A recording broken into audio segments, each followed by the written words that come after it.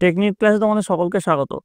আজকের আমাদের আলোচ্য বিষয় 2025 সালের দশম শ্রেণীর দ্বিতীয় পর্যায়ক্রমিক মূল্যায়নের ইংরেজির দ্বিতীয় সেটের সাজেশন প্রশ্ন এবং তার উত্তর।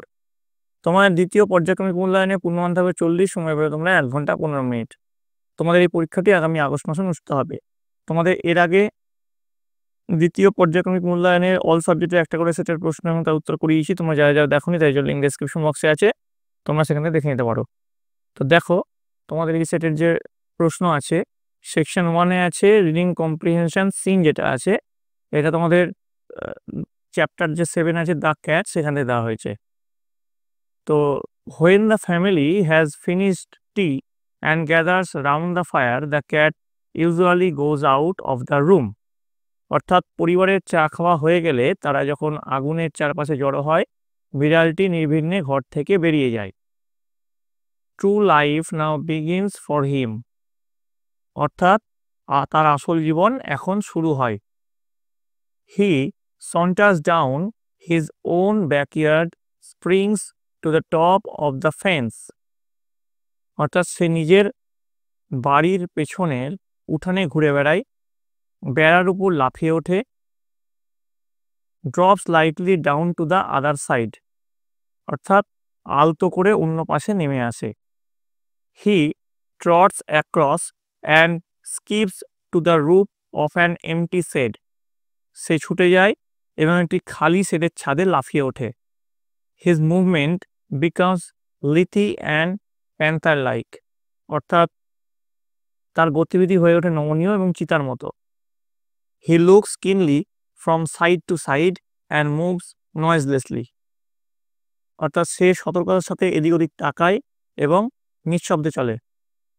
For he has so many enemies, dogs and small boys with stone, কারণ তার অনেক শত্রু আছে, কুকুর এবং পাথর হাতে ছোট ছোট ছেলেরা।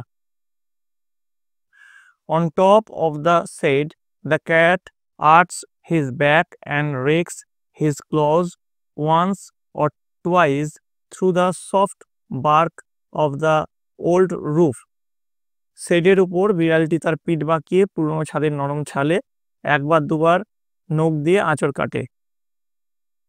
He stretches himself a few times to see if every muscle is in full working order, সে কয়েকবার শরীর টান টান করে দেখে নেয় যে তার প্রতিটি পেশি ঠিকঠাক কাজ করছে কিনা।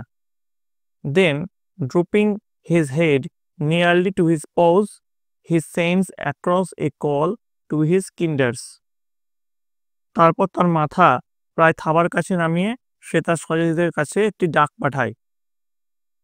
Before long they come, gliding gracefully shadows, অর্থাৎ অল্প সময়ের মধ্যে তারা আসে মসৃণ এবং মার্জিত ছায়ার মতো। No longer are they meek creatures who an hour ago were mewing for fish and milk, অর্থাৎ তারা আর সেই বিনয়ী প্রাণী নয় যারা 1 ঘন্টা আগে মাছ ও দুধের জন্য মিউ মিউ করছিল। They are now grim fighters, তারা এখন ভয়ঙ্কর যোদ্ধা। এবার দেখো প্রথমে কি বলেছে, দেখো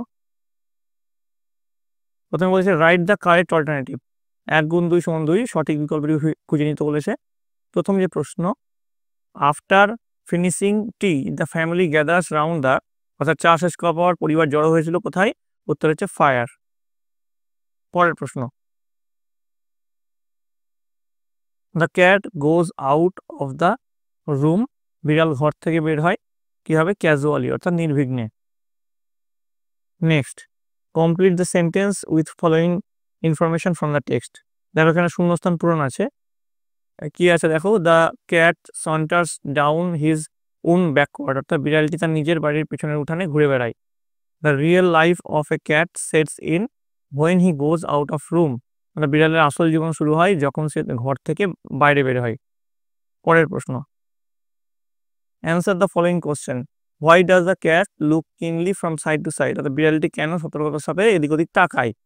উত্তর লিখবে, the cat looks keenly from side to side and moves noiselessly for he has so many enemies, dogs and small boys with stone, অর্থাৎ বিড়াল সতর্কতার সাথে এদিক ওদিক তাকায় এবং নিঃশব্দে চলে কারণ তার অনেক শত্রু আছে, কুকুর এবং পাথর হাতে ছোট ছোট ছেলেরা।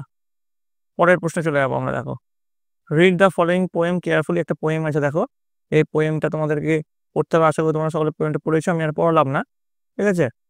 এই পোয়েম থেকে কিছু প্রশ্ন করা হয়েছে, সেই প্রশ্নগুলো দেখো। রাইট দ্য কারেক্ট অল্টারনেটিভ, কিছু সঠিক উত্তর বেছে নিতে বলেছে। প্রথম যে প্রশ্ন আছে আমরা দেখব, প্রথম প্রশ্ন কি আছে, the poet must go down to the seas for the call of the, অর্থাৎ কবিকে সমুদ্রে যেতে হবে কারণ কি কারণে, রানিং টাইড অর্থাৎ চলমান ঢেউয়ের ডাকে। তারপরে দেখো, the colour of the mist is, অর্থাৎ কুয়াশার রং গ্রে হবে, ঠিক আছে, ধূসর প্রকৃতির। Answer the following question 2 into 1 1। Why must the poet go down to the sea again, অর্থাৎ কবিকে আবার সমুদ্রে যেতে হবে কেন।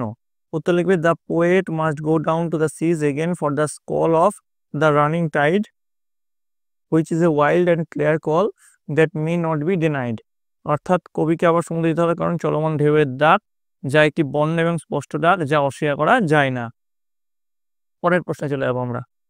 রিডিং কম্পিটিশন আনসিন আছে, এখানে দেখো একটা প্যাসেজ দিয়েছে, একটা তোমাদের রিপোর্ট দেওয়া হয়েছে এখানে। দেখো তোমাদের এখানে যে আনসিনটা আছে নোবেল লরিয়েট অভিজিৎ ব্যানার্জির সম্বন্ধে, তোমরা আনসিনটা দেখে নিও, ঠিক আছে।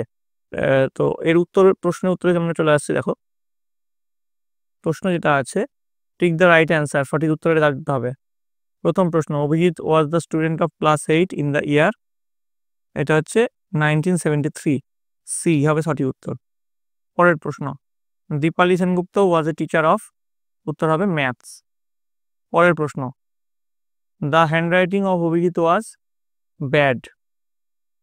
পরের প্রশ্ন, Abhijit was the student of South Point High School. Abhijit return to Kolkata in the evening. Abhijit has made the country proud. Answer the following question 2 × 2 = 4 বলেছে। কিছু প্রশ্ন দেওয়া আছে, দেখো কি প্রশ্ন আছে। What did Dipali Sengupta clearly call up about mister Banerjee, অর্থাৎ দীপালি সেনগুপ্ত মিস্টার ব্যানার্জি সম্পর্কে স্পষ্টভাবে কি মনে করতে পারছিলেন। উত্তর লিখবে, Dipali Sengupta clearly remembered him and could even recall the bench where he would sit in her class, অর্থাৎ দীপালি সেনগুপ্ত তাকে পরিষ্কার মনে করতে পারছিলেন এবং এবং এমনকি তার ক্লাসে যে বেঞ্চে সে বসতো সেটাও তিনি মনে করতে পারছিলেন। পরের প্রশ্ন, why was mister Banerjee scolded in his student life by his teacher. উত্তর হচ্ছে, মিস্টার ব্যানার্জি ওয়াজ রিপ্রিমেন্টেড মানে scolded by his maths teacher Dipali Sengupta for his poor handwriting, অর্থাৎ মিস্টার ব্যানার্জি তার গণিত শিক্ষক দীপালি সেনগুপ্ত তার খারাপ হাত লেখার জন্য তিরস্কার করেছিলেন, মানে বকেছিলেন। ফিল ইন দ্য ব্ল্যাঙ্কস বলেছে, correct form of verbs from the given option. দেখো এখানে কি হবে, এখানে এন্টার্ড হবে, এখানে হ্যাভ আর ওয়ার আছে, এখানে ওয়ার হবে, আর দ্য হার্ড ওয়াজ হবে, ঠিক আছে। তোমরা একবার দেখে নিও, জিনিসটা পড়ে একবার দেখে নিও সঠিক উত্তরটা কি হবে, ঠিক আছে। আমি এর উত্তরটা এখানে করে দিয়েছি। পরের প্রশ্ন, ডু অ্যাজ ডাইরেক্টেড 1 × 5 = 5। প্রথম প্রশ্ন কি আছে দেখো, fill in the blanks with appropriate articles and preposition. Article preposition লিখতে বলেছে, the who began an emergency meeting to decide if the outbreak was a global health emergency, ঠিক আছে। Next, rewrite the following sentence. The man said to me, did you have tea? Change the mode of narration. The man asked me if I had tea. তারপরে কি বলেছে, complex sentence করতে বলেছে। The old man was too tired to walk fast. Complex sentence. The old man was so tired that he could not walk fast. Next, replace the underlined word with suitable phrasal verb. Phrasal verb দিয়ে করতে বলে, list দিয়ে দিয়েছে, লে by, lay down, হ্যাঁ, আর আছে call up. এই ফ্রেজাল ভার্বগুলো দিয়ে তোমাদের করতে হবে। তো the man can not recall my name, এখানে উত্তর কি হবে, the man can not call up my name. The soldier sacrificed his life for his country, উত্তর হবে, the soldier laid down his life for his country. Next দেখো, section C writing skill বলেছে। দেখো বলেছে, write a paragraph about a place where you have visited for a historical interest. তো এটা বলেছে ঐতিহাসিক গুরুত্ব সম্পন্ন একটি স্থান সম্পর্কে একটি অনুচ্ছেদ লিখতে বলেছে যেটি পরিদর্শন করেছো। তো এখানে দেখো কর্ণাটকের হাম্পি সম্বন্ধে লেখানো হয়েছে এখানে, তোমরা একবার দেখে নিও।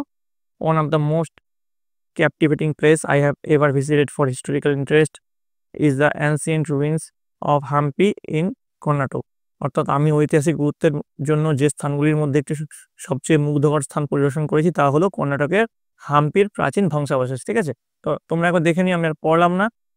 ঠিক আছে, তোমাদের যদি এরকম হিস্টোরিক্যাল ইন্টারেস্ট সম্বন্ধে জানতে চাই তোমরা কিন্তু এগুলো লিখলেও তোমাদের হয়ে যাবে।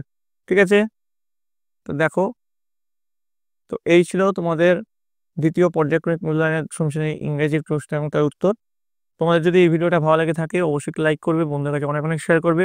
আর এই প্রশ্নকে হুবহু তোমাদের পরীক্ষা দেওয়ার কোনো মানে নেই, তোমাদের এরকম টাইপের প্রশ্ন আসবে, তোমরা তোমাদের বইটা ভালো করে পড়ো। আর আমি আরও 5 থেকে 6 সেট প্রশ্ন উত্তর দিব, সেগুলো ভালো করে দেখো, তাহলে কিন্তু তোমাদের পরীক্ষায় সাফল্য নিশ্চিত। তোমরা সকলে মন দিয়ে পড়াশোনা করো, তোমরা সকলে ভালো থাকো, তোমরা সকলে সুস্থ থাকো।